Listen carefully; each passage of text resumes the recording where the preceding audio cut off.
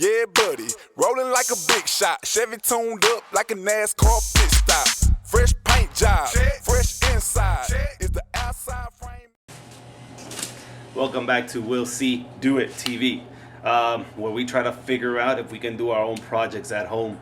Today, I'm gonna go ahead and look at changing the crankshaft sensor on my 2007 Chevy Avalanche. I took it to the shop because the check engine light came on, and once they tested, they said that it was the crankshaft sensor. So I have picked it up already from the store, and I'm gonna go ahead and change it myself. So I'm just walk through a few steps of where it's located, what we need to do to get it changed, replaced, and as well as the tools that you'll need. So first and foremost, let me introduce you to the tools that you want to have ready.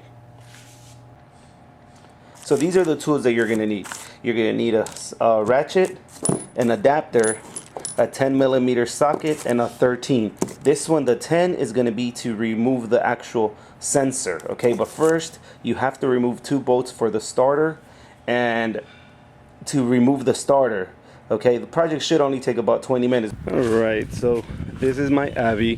One of the things that I've gone ahead and done prior to starting is disconnecting the positive. Okay, so I disconnected the battery. This way we don't have any issues, any circuits when removing the starter. Okay, so that's the first step, and then we'll go ahead and go underneath and get everything set up.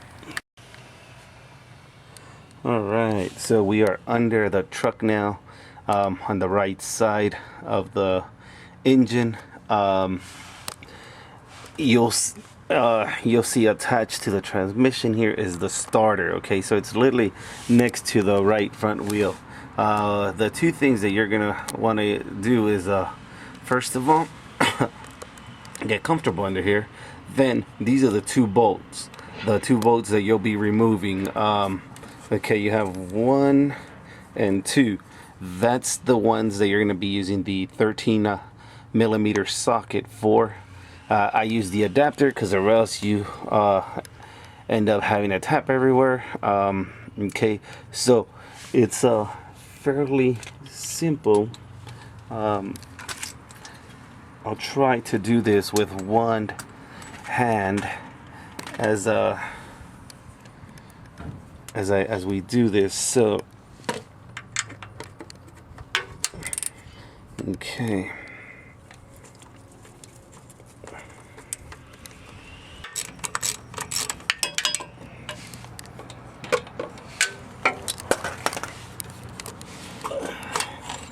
all right, so here's that first bolt. Okay,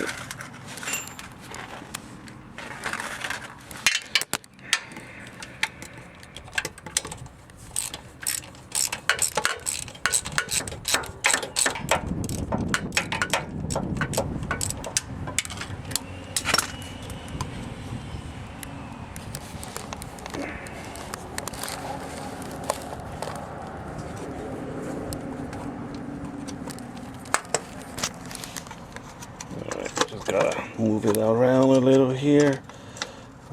Okay, so I got that second bolt. So now what we want to do is go ahead and move the starter slightly. Okay, so I'm gonna pull it out here. Okay, and if you can see, let me see, it's a little hard with one hand. All right, so I'm just gonna let it rest here, but if you can see, there's that sensor. Okay, right back there. So we're gonna go ahead and use the 10mm socket here.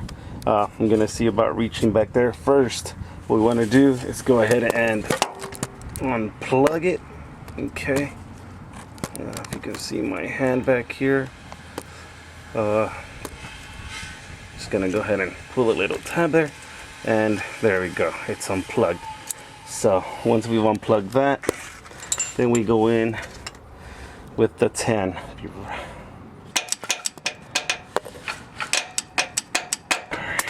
Let's see, And once it's loose, you can actually just go ahead and use your hand, and essentially with the same hand here, I got the bolt, and pull out the sensor, and here we go. Here's the used sensor. Grab the other one. Okay, grab the new one and go back in here.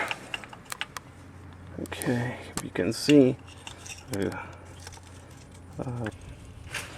we go. Alright, and it pushes right in there. Okay, can go ahead and get that bolt back in that holds it. Right, so it's in there. Okay, so that's really it's really what it takes to taking it off and putting it back in there and replacing it.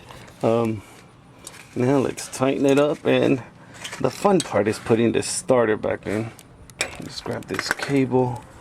Okay, and okay, plug it back in.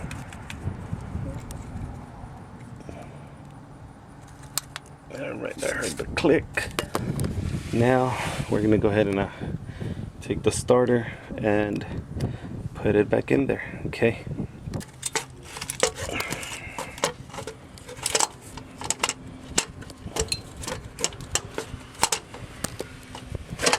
Alright, as you can see, I'm doing it all with one hand, so it's in place. It's in now. Alright, now I just gotta get those bolts back in there.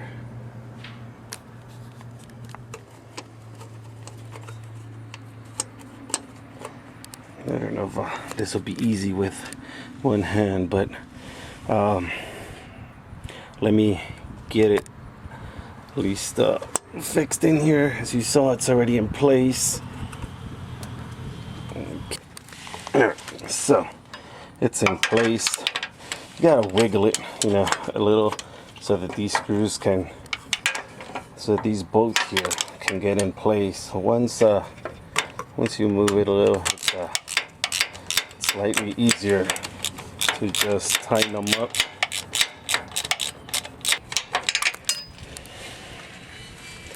Alright, so that's essentially it.